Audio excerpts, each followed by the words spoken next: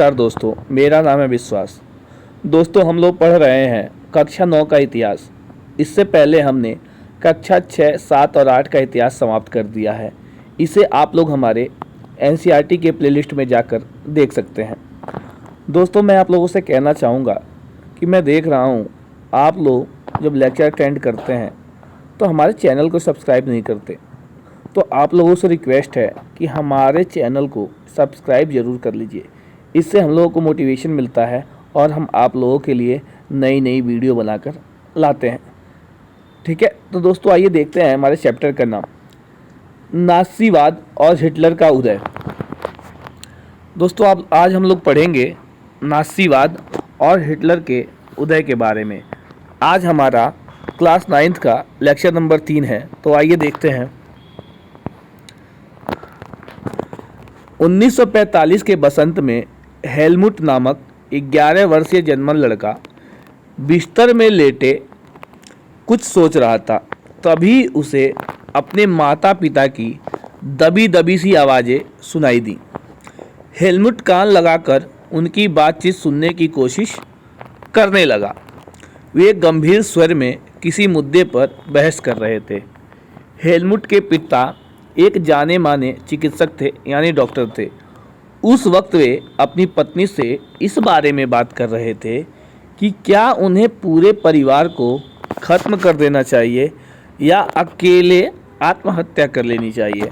अब ये बताइए, हेलमुट के पिता आखिर ऐसा क्यों कह रहे थे कि उन्हें अपने पूरे परिवार को ख़त्म कर देना चाहिए या फिर वो अकेले आत्महत्या कर लें।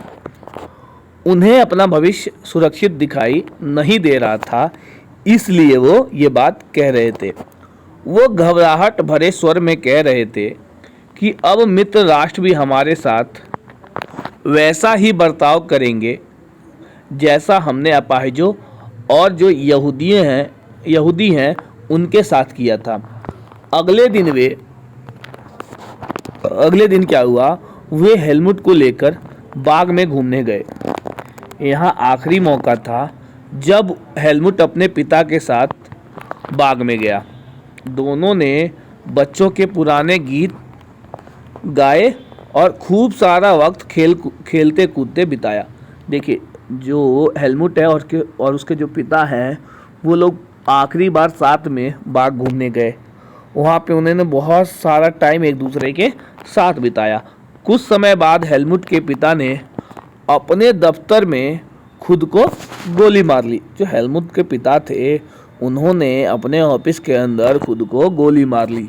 हेलमुट की यादों में वह, देखिए, जो हेलमुट है इस क्षण को कभी भूल नहीं पाया। ठीक है, उसकी यादों में उसके पिता जो हैं अब भी जिंदा हैं। जब उसके पिता का खून में सनी वर्दी को घर के अलावा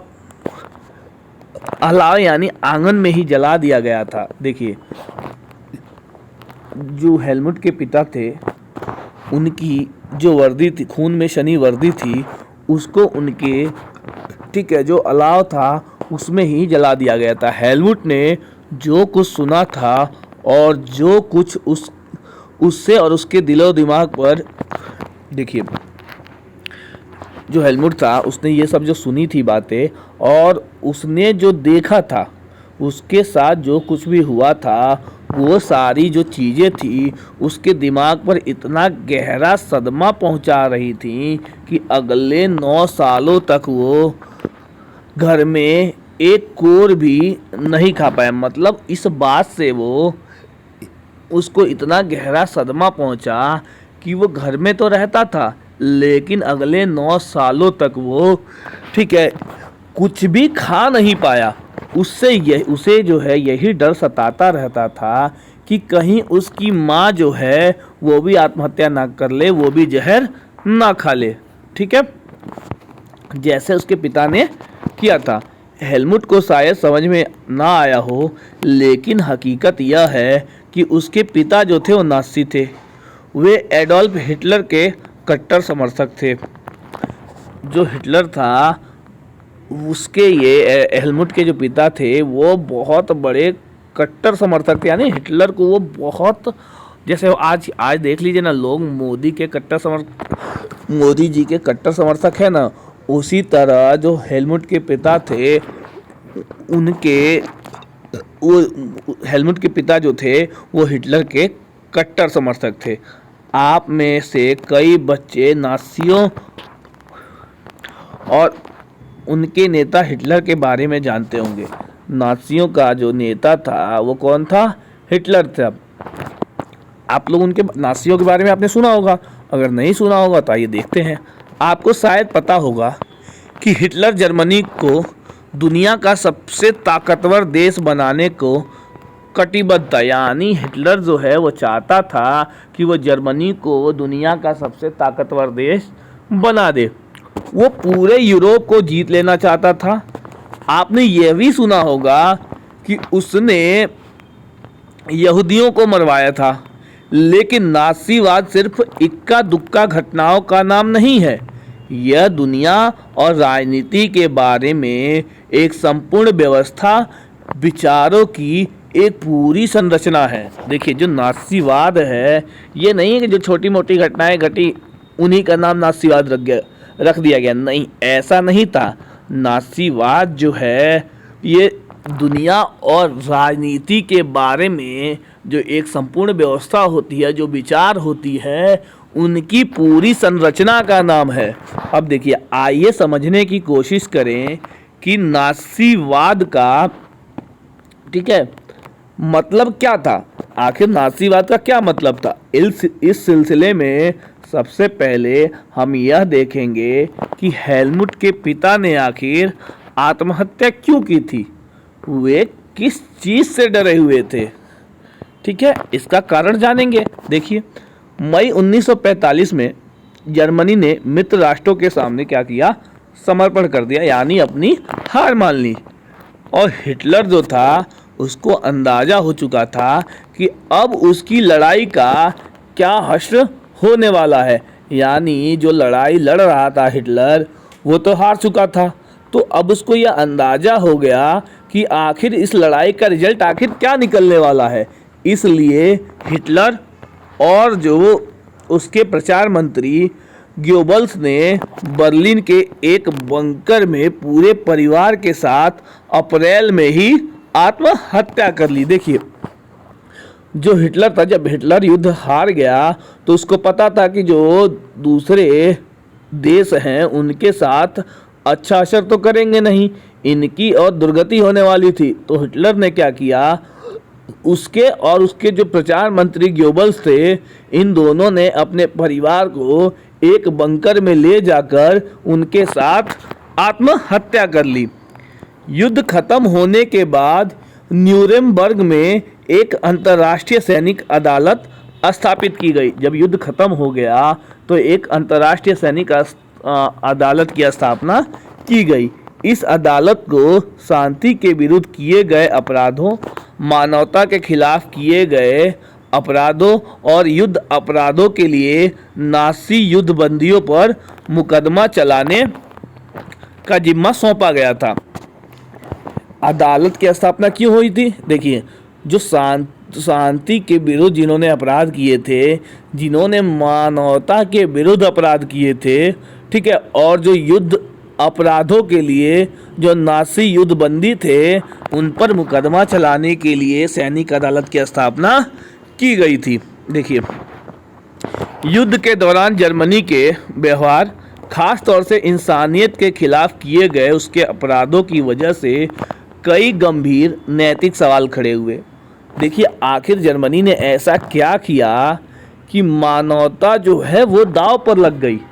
देखिए, उसके कृत्यों को दुनिया भर में निंदा की गई, और ये कृत्य आखिर क्या थे जिसकी निंदा सारी दुनिया कर रही थी। देखिए, दूसरे विश्व युद्ध के साये में जर्मनी ने जन संहार शुरू कर दिया। जो जर्मनी थी, जो हिटलर था, उसने क्या किया, जन संहार शुरू कर दिया दूसरे विश्व युद्ध के साये में, जिसके तहत यूरोप के रहने वाले कुछ खास नस्ल के लोगों को सामूहिक रूप से मारा जाने लगा। जो यूरोप में कुछ अलग, मतलब हिटलर से जो अलग नस्ल के लोग थे, कुछ खास नस्ल के लोग थे जो अल्पसंख्यक, मान लीजिए जो अल्पसंख्यक थे, उनको चुन चुन के मारा जाने लगा। इस युद्ध में मारे गए लोगों में 60 लाख जो थे वो यहूदी थे, 2 लाख जिप्सी थे और 10 लाख पोलैंड के नागरिक थे। जो दूसरे देशों के नागरिक थे उन्हें इस युद्ध में मारा जाने लगा। साथ ही मानसिक व शारीरिक रूप से अपंग घोषित किए गए 70,000 जर्मन नागरिक भी मार डाले गए। उनके अलावा न जाने कितने ही राजनीतिक विरोधियों को भी मौत की नींद सुला दिया गया। इतनी बड़ी तादाद में लोगों के मारने के लिए ऑसविट्ज़ जैसे कत्लखाने बनाए गए, जहां जहरीली गैस से हजारों लोगों को एक साथ मौत के घाट उतार दिया जाता था। कैसे? जैसे मान लीजिए कुछ ऐसी जगहें बनाई गई जहां पर हजारों लोगों को लेके जाया जाता था और उनको चारों तरफ से बंद करके वहां जहरीली गैसों को छोड़ दिया जाता था, जिससे हजारों लोगों की मौत एक साथ तड़प तड़प के हो जाती थी। बाकी आरोपियों में से बहुतों को उम्र कैद की सजा सुनाई गई। सजा तो मिली, लेकिन नाज़ियों को जो सजा दी गई वह उनकी बर्बरता और उनकी जो जुल्म थे उनके मुकाबले बहुत ही छोटी थी। जो नाज़ियों को उम्र कैद की सजा सुनाई गई, ये उन्होंने जो पाप किए थे उसके मुकाबले वो सजा कुछ नहीं थी, बहुत छोटी थी। असल में मित्र राष्ट्र पराजित जर्मनी पर इस बार वैसा कठोर दंड नहीं थोपना चाहते थे जिस तरह का दंड पहले विश्व युद्ध के बाद जर्मनी पर थोपा गया था। मित्र राष्ट्र जो है इस बार जर्मनी के साथ नरमी के साथ पेश आना चाहते थे। वे लोग नहीं चाहते थे कि जैसा उन्होंने पहले विश्व युद्ध के बाद जर्मनी पर दंड थोपा था, जैसे उसके साथ संधियां थोपी थी ज़बरदस्ती, वो ऐसा फिर नहीं चाहते थे जिससे कि हिटलर का उत्थान हुआ, उदय हुआ। ऐसा ना हो कि फिर हम ऐसी ही गलती कर दें, फिर आगे चल के फिर कोई नया हिटलर और हमारे सामने देखने को मिले। इसलिए इस बार जो मित्र राष्ट्र था वो जर्मनी पर कोई कठोर दंड नहीं थोपना चाहता था। बहुत सारे लोगों का मानना था कि पहले विश्व युद्ध के आखिरी में जर्मनी के लोग जिस तरह के अनुभव से गुजरे, उसने भी नाज़ी जर्मनी के उदय में योगदान दिया था। जो नाज़ी का जन्म हुआ था जर्मनी में, उसके उदय का सबसे बड़ा कारण ये था कि पहले विश्व युद्ध में जर्मनी पर जिस तरह का जबरदस्ती कर थोप दिए गए, जिस तरह की नियम रूल कानून जर्मनी के खिलाफ बना दिए गए, जिस तरह के कठोर कदम जर्मनी के खिलाफ उठा लिए गए, उसी की देन थी कि आगे चलकर नाज़ी जर्मनी में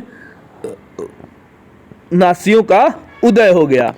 आखिर यह अनुभव कैसा था, आइए इसके बारे में जानते हैं कि ऐसा जर्मनी की जो जनता थी प्रथम विश्व युद्ध का, उन लोगों का आखिर ऐसा कैसा अनुभव था कि नाज़ी जर्मनी में उदित हो गए। देखिए, वाइमर गणराज्य का जन्म यहाँ दिया है। वाइमर गणराज्य का जन्म, आइए देखते हैं। 20वीं शताब्दी की शुरुआती सालों में जर्मनी एक ताकतवर साम्राज्य था। उसने ऑस्ट्रिया साम्राज्य के साथ मिलकर मित्र राष्ट्रों इंग्लैंड, फ्रांस और रूस के खिलाफ पहला विश्व युद्ध 1914 से 18 तक लड़ी थी। दुनिया की सभी बड़ी शक्तियां यह सोचकर इस युद्ध में कूद पड़ी थी कि उन्हें जल्दी ही विजय मिल जाएगी। सभी को किसी न किसी फायदे की उम्मीद थी। उन्हें अंदाजा नहीं था कि यह युद्ध इतना लंबा खिंच जाएगा और पूरे यूरोप को आर्थिक दृष्टि से निचोड़कर रख देगा। फ्रांस और बेल्जियम पर कब्जा करके जर्मनी ने शुरुआत में सफलताएं हासिल की, लेकिन 1917 में जब अमेरिका भी मित्र राष्ट्रों में शामिल हो गया तो इस खेमे को काफ़ी ताकत मिली और आखिरकार नवंबर 1918 में उन्होंने केंद्रीय शक्तियों को हराने के बाद जर्मनी को भी घुटने टेकने पर मजबूर कर दिए। जब अमेरिका मित्र राष्ट्रों के साथ आके खड़ा हो गया, ठीक है, तो अंत में जर्मनी की हार निश्चित हो गई। जो दूसरे देश थे वो मजबूत हो गए। अब जर्मनी धीरे धीरे कमज़ोर पड़ने लगा। साम्राज्यवादी जर्मनी की पराजय और सम्राट के जो पद त्याग था, सम्राट ने जो अपने पद से इस्तीफा दे दिया, उसने वहाँ की संसदीय पार्टियों को जर्मन राजनीतिक व्यवस्था को एक नए सांचे में ढालने का एक अच्छा मौका उपलब्ध कराया। इसी सिलसिले में वाइमर में एक राष्ट्रीय सभा की बैठक बुलाई गई और संघीय आधार पर एक लोकतांत्रिक संविधान पारित किया गया। नई व्यवस्था में जर्मन संसद यानी राइक्सटैग के लिए जनप्रतिनिधियों का चुनाव किया जाने लगा। प्रतिनिधियों के निर्वाचन के लिए औरतों सहित सभी जो वयस्क नागरिक यानी जो बालिग हो चुके थे, ऐसे नागरिकों को सम्मान और सार्वभौमिक मत अधिकार यानी वोट देने का अधिकार प्रदान किया गया। लेकिन यह नया गणराज्य खुद जर्मनी के ही बहुत सारे लोगों को रास नहीं आ रहा था। इसकी वजह तो यही थी कि पहले विश्व युद्ध में इसकी वजह यह थी कि पहले विश्व युद्ध में जर्मनी की पराजय के बाद विजयी देशों ने उस पर बहुत कठोर शर्तें थोप दी थी। मित्र राष्ट्रों के साथ वर्साय में हुई, देखिए जो मित्र राष्ट्रों के साथ वर्साय में वो जो वर्साय की संधि हुई थी, जर्मनी की जनता, जो वर्साय की संधि थी वो जर्मनी की जनता के लिए बहुत कठोर और अपमानजनक थी। इस संधि की वजह से जर्मनी को अपने सारे उपनिवेश, तकरीबन 10% आबादी और 13% भूभाग, जबकि 75% जो लोहे का भंडार था और 26% कोयला भंडार, फ्रांस और पोलैंड, डेनमार्क और लिथुआनिया के हवाले करना पड़ा। देखिए जो वर्साय की संधि हुई थी, जो शांति सम्मेलन हुआ था, उसमें बहुत सारे जो कठोर शर्तें थीं वो जर्मनी के ऊपर थोप दी गई, जिसमें जो जर्मनी की 10% आबादी थी उसको और 13% जो भूभाग था, जो ज़मीनी इलाका था, वो फ्रांस, ठीक है, फ्रांस, पोलैंड और लिथुआनिया, डेनमार्क जैसे जो देश थे उनको सौंप दिया गया, जिसमें जर्मनी का 75% लोहा भंडार जो था और 26% जो कोयला भंडार था वो भी मित्र राष्ट्रों को सौंप दिया गया, जिससे जर्मनी बहुत कमज़ोर पड़ गई। जो जर्मनी की रही सही ताकत थी उसको ख़त्म करने के लिए मित्र राष्ट्रों ने उसकी सेना जो थी वो भी भंग कर दी। युद्ध अपराध बोध अनुच्छेद यानी वार गिल्ट क्लेश के तहत युद्ध के कारण जो क्षति हुई, सारी तबाही के लिए जर्मनी को ही जिम्मेदार ठहराया गया। यानी इस युद्ध में जो भी नुकसान हुआ है उसके लिए जर्मनी को जिम्मेदार मान लिया गया। इसके एवज में उस पर 6 अरब पाउंड का जुर्माना लगाया गया। खनिज संसाधनों वाले राइनलैंड पर भी 20 के दशक में ज़्यादातर मित्र राष्ट्रों का ही कब्जा रहा। बहुत सारे जर्मनों ने न केवल इस हार के लिए बल्कि वर्साय में हुए इस अपमान के लिए भी वाइमर गणराज्य को ही जिम्मेदार ठहराया। देखिए वाइमर गणराज्य जो है, एक तो नाजियों के उदय के लिए सबसे बड़ा कारण था और दूसरा देखिए युद्ध का असर। इस युद्ध ने, जो प्रथम विश्व युद्ध था, इसने पूरे महाद्वीप को मनोवैज्ञानिक और आर्थिक दोनों ही स्तरों पर तोड़ कर रख दिया। यूरोप कल तक कर्ज देने वालों का महाद्वीप कहलाता था, लेकिन अब यूरोप की हालत ऐसी हो गई जिसके पास खाने के लिए मोहताज हो गए लोग यार, तो कर्ज अब कहाँ से देंगे। ठीक है, जो युद्ध खत्म होते होते कर्जदारों का महाद्वीप बन गया। जो पहले कर्ज देने वाला कहलाता था अब वो खुद ही कर्जदार वाला महाद्वीप बन गया। विडंबना यह थी कि पुराने साम्राज्य द्वारा किए गए अपराधों का हर्जाना नवजात वाइमर गणराज्य से वसूल किया जा रहा था। इस गणराज्य को युद्ध में पराजय के अपराध बोध और राष्ट्रीय अपमान का बोझ तो ढोना ही पड़ा। हर्जाना चुकाने की वजह से आर्थिक स्तर पर भी वह अपंग हो चुका था। देखिए, इसका इतना अपमान तो हुआ ही था, लेकिन उन्होंने हर्जाना इतना ज़्यादा लगा दिया उसके ऊपर कि भाई वो भरते भरते अपंग हो गया। वाइमर गणराज्य के हिमायतियों के मुख्य रूप से समाजवादी, कैथोलिक और डेमोक्रेट खेमे के लोग थे। जो वाइमर गणराज्य के हिमायती लोग थे उसमें समाजवादी विचारधारा वाला, कैथोलिक चर्च आपने सुना ही होगा, और जो डेमोक्रेट खेमे के लोग थे वे लोग वाइमर गणराज्य के मुख्य हिमायती थे। ठीक है, देखिए, रूढ़िवादी पुरातनपंथी राष्ट्रवादी मिथकों की आड़ में उन्हें तरह तरह के हमलों का निशाना बनाया जाने लगा। नवंबर के अपराधी कहकर उनका खुलेआम मजाक उड़ाया गया। इस मनोदशा का 30 के दशक के शुरुआती राजनीतिक घटनाक्रम पर गहरा असर पड़ा। यार देखिए, जो ये समाजवादी और कैथोलिक और डेमोक्रेट खेमे के जो लोग थे, इनके ऊपर जो रूढ़िवादी और पुरातनपंथी जो लोग थे, राष्ट्रवादी पंथ थे, इन्होंने अफवाहों की आड़ में उन पर वे लोग तरह तरह के हमले करने लगे, उन्हें निशाना बनाने लगे और उन लोगों को नवंबर में जो शांति सम्मेलन, वो क्या नाम है, जो वर्साय की संधि हुई थी, उसका जिम्मेदार मानने लगे और खुलकर उनका मजाक उड़ाने लगे। आगे देखिए, पहले महायुद्ध ने यूरोपीय समाज और राजनीतिक व्यवस्था पर अपनी गहरी छाप छोड़ दी थी। सिपाहियों को आम नागरिकों के मुकाबले ज़्यादा सम्मान दिया जाने लगा।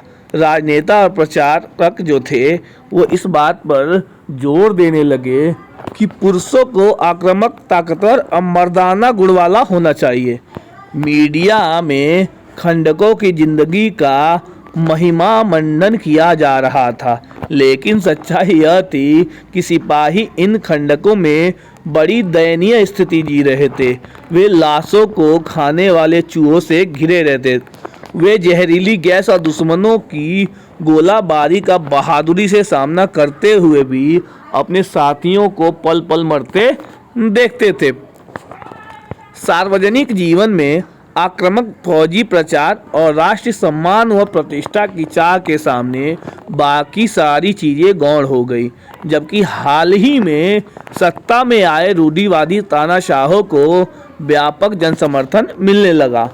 उस वक्त लोकतंत्र एक नया और बहुत नाजुक विचार थी। जो लोकतंत्र की उस वक्त जो लोकतंत्र था एक बहुत नया शब्द था और बहुत ही नाजुक विचार था। ये विचार मतलब नाजुक ऐसे था, ये लोगों के लिए ऐसी नई बात थी क्योंकि इससे पहले लोग लोकतंत्र के बारे में भाई जानते नहीं थे।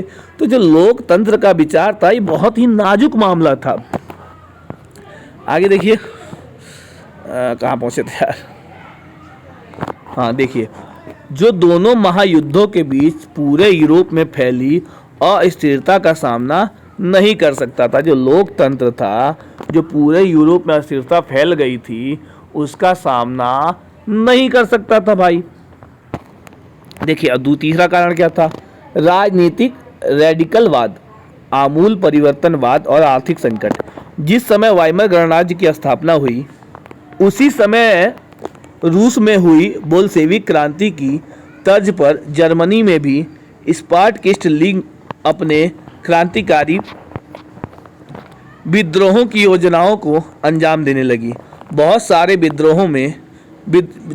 विद्रोह थे वो शहरों में मजदूरों और नाविकों की सोवियतें बनाई गईं। बर्लिन के राजनीतिक माहौल में सोवियत किस्म की शासन व्यवस्था की हिमायत के नारे गूंज रहे थे। इसलिए समाजवादियों, डेमोक्रेट्स और कैथोलिक गुटों ने इस वाइमर में इकट्ठा होकर इस प्रकार की शासन व्यवस्था के विरोध में एक लोकतांत्रिक गणराज्य की स्थापना का फैसला लिया और आखिरकार वाइमर गणराज्य ने पुराने सैनिकों के फ्री कोर नामक संगठन की मदद से इस विद्रोह को कुचल दिया। ठीक है, इस पूरे घटनाक्रम के बाद स्पार्टकिस्टों ने जर्मनी में कम्युनिस्ट पार्टी की नींव डाली, जिसके बाद जो कम्युनिस्ट यानी साम्यवादी और कम्युनिस्ट पार्टी जो थी, जो कम्युनिस्ट लोग थे, साम्यवादी और समाजवादी जो थे, ये एक दूसरे के कट्टर दुश्मन हो गए और हिटलर के खिलाफ कभी भी साझा मोर्चा जो था वो नहीं खोल सके। क्रांतिकारी और उग्र राष्ट्रवादी दोनों ही खेमे रेडिकल समाधानों के लिए आवाज़ें उठाने लगी। ठीक है, जो क्रांतिकारी और जो राष्ट्रवादी लोग थे, दोनों ही लोग जो थे वो रेडिकल संसाधनों के लिए अब आवाज़ें उठाने लगे, रेडिकल संसाधनों की मांग करने लगे। आगे देखिए कहाँ पहुँच गया, हाँ यहाँ पहुँचे थे, आगे देखिए।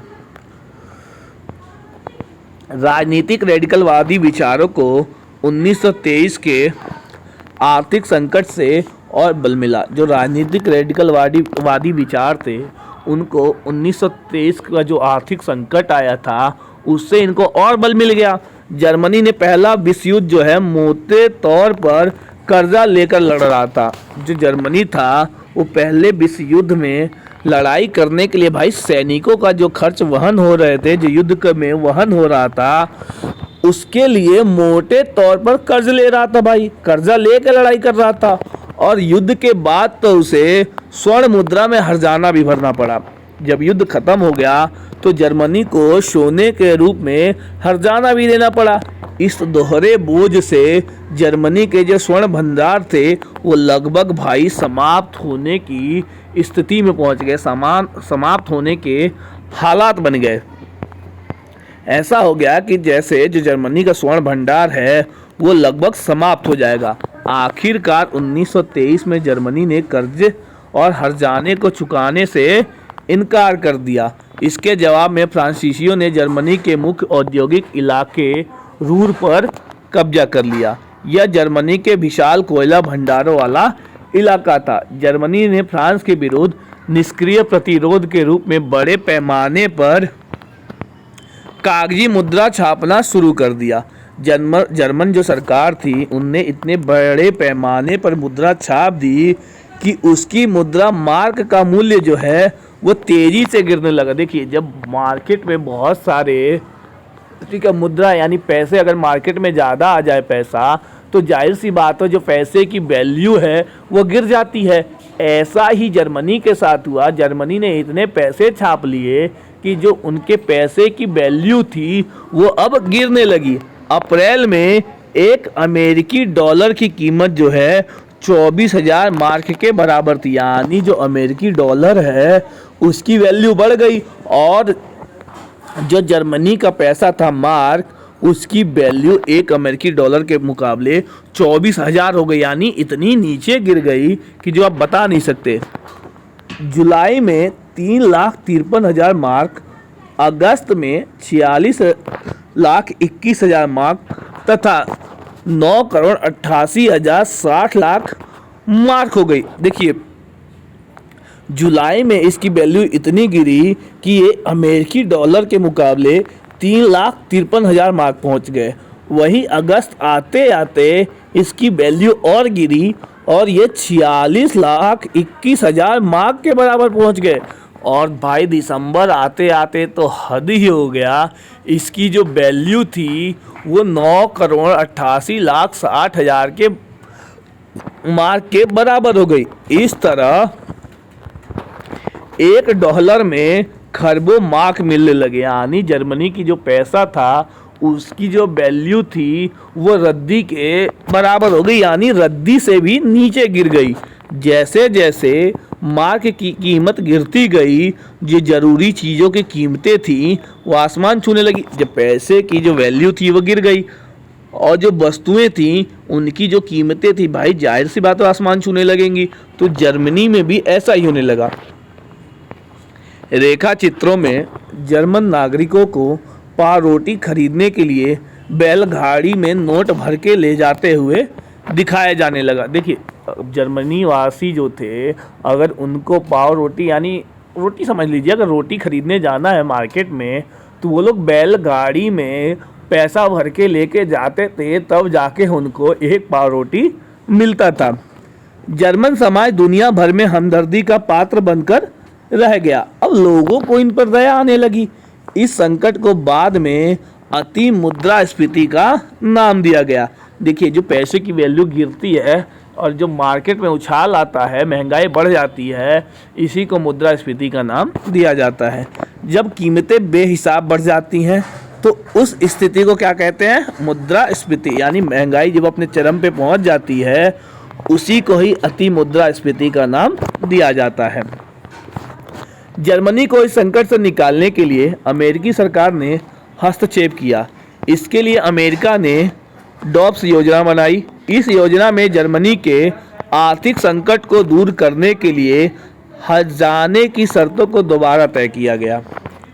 देखिए, अब शर्तें जो पहले वर्साई की संधि में लागू की गई थी, उनमें बदलाव किया गया। और बदलाव क्या थे? देखिए, मंदी के साल सन 1924 से 28 तक जर्मनी के कुछ स्थिरता रही। जो 24 से 28 का समय था, उस समय जर्मनी में कुछ स्थिरता देखने को मिली, लेकिन यह स्थिरता जो थी मानो रेत के ढेर पर खड़ी रही। जर्मन निवेश और औद्योगिक गतिविधियों में सुधार मुख्यतः अमेरिका से लिए गए अल्पकालिक कर्जों पर आश्रित था। देखिए, जो जर्मनी में स्थिरता दिख रही थी 24 से 28 के समय में, ये मानिए मात्र कुछ क्षणों के लिए था। मानिए जैसे रेत के महल बने होते हैं और एक बार में जैसे वह ढह जाते हैं, वैसी ही हालत जर्मनी की थी। जो जर्मनी स्थिर दिखाई दे रही थी, वो अमेरिका से जो अल्पकालिक कर्जा लिया गया था, उसके वजह से दिख रहा था। जब 1929 में वॉल स्ट्रीट एक्सचेंज यानी शेयर बाजार धराशाही हो गया, जैसे शेयर बाजार गिर गया, डाउन हुआ, तो जर्मनी को मिल रही ये मदद भी, जो अमेरिका से मदद मिल रही थी, वो भी रातों रात बंद हो गई। कीमतों में गिरावट की आशंका को देखते हुए धड़ाधड़ अपने शेयर, जो लोग थे, जब देखे कि कीमतों में गिरावट हो रही है, शेयर में गिरावट आ रही है, तो वो लोग अपने शेयरों को एकदम से धड़ाधड़ बेचने लगे। 24 अक्टूबर को केवल एक दिन में 1 करोड़ 30 लाख शेयर बेच दिए गए। यह आर्थिक महामंदी की शुरुआत थी। 1929 से 32 तक के अगले 3 सालों में अमेरिका की राष्ट्रीय आय जो थी, वो केवल आधी रह गई। इतना बड़ा आर्थिक मंदी झेलना पड़ा विश्व को कि जो अमेरिका की राष्ट्रीय आय थी 29 से 32 के समय, वो आधी रह गई। फैक्ट्रियां बंद हो गई थी, निर्यात गिरता जा रहा था, किसानों की जो हालत थी वो खराब होते जा रही थी। सट्टेबाज थे, वो बाजार से पैसा खींचते जा रहे थे। अमेरिकी अर्थव्यवस्था में आई इस मंदी का असर दुनिया भर में महसूस किया गया। यानी इसका जो असर था, ये पूरी दुनिया में देखने को मिला। इस मंदी का सबसे बुरा प्रभाव जो है, वो जर्मन अर्थव्यवस्था पे पड़ा। 1932 में जर्मनी का औद्योगिक उत्पादन 1929 के मुकाबले केवल 40% रह गया। मजदूर या तो बेरोजगार होते जा रहे थे, या उनके वेतन जो थे वो काफ़ी गिर चुके थे, यानी उनके वेतन कम कर दिए गए। बेरोजगारों की जो संख्या थी वो 60 लाख तक जा पहुंची। जर्मन की सड़कों पर ऐसे लोग बड़ी तादाद में दिखाई देने लगे, ऐसे लोग दिखाई देने लगे जो कोई भी काम करने को तैयार थे। देखिए, लिखी तख्ती गले में लटकाए खड़े रहते थे। बेरोजगार नौजवान या जो ताश खेलते पाए जाते थे, नुक्कड़ों पर झुंड लगाए रहते थे, या फिर रोजगार दफ्तरों के बाहर लंबी लंबी कतारों में खड़े पाए जाते थे। जैसे जैसे रोजगार देखिए खत्म हो रहे थे, युवा वर्ग आपराधिक गतिविधियों में लिप्त होते जा रहा था। देखिए, जब लोगों को रोजगार नहीं मिल रहा था, भुखमरी फैल जाएगी, तो जिंदा रहने के लिए लोग क्या करेंगे? वो लोग आपराधिक गतिविधियों में शामिल होने लगे। चारों तरफ गहरी हताशा का माहौल बन गया। लोग हताश हो गए थे। आर्थिक संकटों ने लोगों में गहरी बेचैनी और डर पैदा कर दिया था। जैसे जैसे मुद्रा का अवमूल्यन होता जा रहा था, यानी मुद्रा की जो वैल्यू गिरते जा रही थी, जो मिडिल क्लास फैमिली थी, खास तौर पे जो वेतन के ऊपर डिपेंड कर्मचारी थे या जो पेंशनधारी थे, उनकी बजट जो थी वो भी सिकुड़ती जा रही थी, कम होते जा रहा था। कारोबार ठप हो जाने से छोटे मोटे व्यवसायी, स्वयं रोजगार में लगे लोग खुदरा व्यापारियों की जो हालत थी वो भी खराब होती जा रही थी। समाज में इन तबकों को सर्वहाराकरण का भय सता रहा था। उन्हें डर था कि अगर यही धरा रहा तो वे एक दिन मजदूर बनकर रह जाएंगे। हो सकता है कि उनके पास कोई रोजगार ही न रह जाए। अब सिर्फ संगठित मजदूर ही थे जिनकी हिम्मत टूटी नहीं थी। देखिए, सबकी हिम्मत टूट गई थी, लेकिन जो मजदूर वर्ग था केवल उनकी ही हिम्मत जो थी वो टूटी नहीं थी। वे लोग हौसला बनाए हुए थे, लेकिन बेरोजगारों की बढ़ती फौज उनकी मोल भाव की जो क्षमता थी उसको भी चोट पहुंचा रही थी। बड़े व्यवसाय संकट में थे। किसानों को एक बहुत बड़ा वर्ग कृषि उत्पादों की कीमतों में बेहिसाब गिरावट की वजह से बहुत परेशान था। युवाओं को अपना भविष्य अंधकार में दिखाई दे रहा था। अपने बच्चों का पेट भर पाने में असफल जो औरतें थीं उनका दिल भी डूबा जा रहा था। देखिए, राजनीतिक स्तर पर वाइमर गणराज्य एक नाजुक दौर से गुजर रहा था। वाइमर संविधान में कुछ ऐसी कमियां थी जिनकी वजह से गणराज्य कभी भी अस्थिरता और तानाशाही का शिकार बन सकता था। इनमें से एक कमी जो थी अनुपातिक प्रतिनिधि से संबंधित था। देखिए, इस प्रावधान की वजह से किसी एक पार्टी को बहुमत मिलना लगभग नामुमकिन बन गया था। हर बार गठबंधन सरकार सत्ता में आ रही थी। दूसरी समस्या जो थी अनुच्छेद 48 की वजह से थी, जिसमें राष्ट्रपति को आपातकाल लागू करने, नागरिक अधिकार रद्द करने और अध्यादेश के जरिए शासन चलाने का अधिकार दिया गया था। अपने छोटे से जीवन काल में वाइमर गणराज्य का शासन 20 मंत्रिमंडलों के हाथों में रहा और उनकी औसत अवधि जो थी 239 दिनों से ज़्यादा नहीं रही। इस दौरान अनुच्छेद 48 का भी जमकर इस्तेमाल किया गया। इन सारे नुस्खों के बावजूद संकट दूर नहीं हो पाया। लोकतांत्रिक संसदीय व्यवस्था में लोगों का विश्वास जो था वो खत्म होने लगा, क्योंकि वह उनके लिए कोई समाधान खोज ही नहीं पा रहे थे। जो लोकतांत्रिक संसदीय व्यवस्था थी वो लोगों को परेशानियों से निकालने के लिए कोई समाधान भाई बता ही नहीं पा रहे थे, निकाल ही नहीं पा रहे थे। तो लोगों का जो विश्वास था धीरे धीरे लोकतांत्रिक संसद से उठता जा रहा था। आगे देखिए, आगे ये देखिए, सर्वहाराकरण का मतलब क्या होता है?